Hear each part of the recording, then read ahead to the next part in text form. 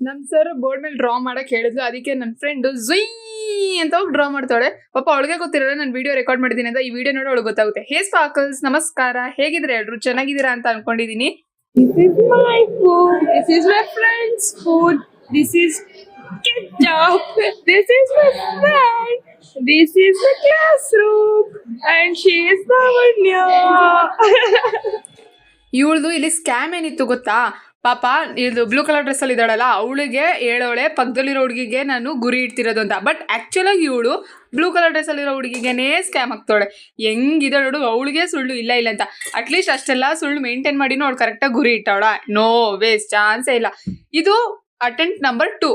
Attempt number 2 ಅಲ್ಲೂ ಸಹ ಚೆನ್ನಾಗಿ ಮಾಡಿಲ್ಲ.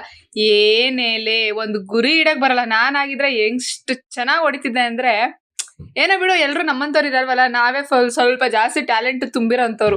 ಸರಿ, ಇವಾಗ ಇಷ್ಟೆಲ್ಲ ಫನ್ ಮಾಡಾದ್ಮೇಲೆ ಮನೆಗೆ ಹೋಗಿ ಇನ್ನು ನಮ್ ಚಿಕ್ಕು ಜೊತೆನೂ ಫನ್ ಮಾಡೋದು ಬಾಕಿ ಇದೆ. ಸೊ ಸಿಗ್ತೀನಿ ಮತ್ತೆ ನಾಳೆ ಬೇರೆ ವಿಡಿಯೋದಲ್ಲಿ. ಅಲ್ಲಿವರೆಗೂ bye bye, tata, see you.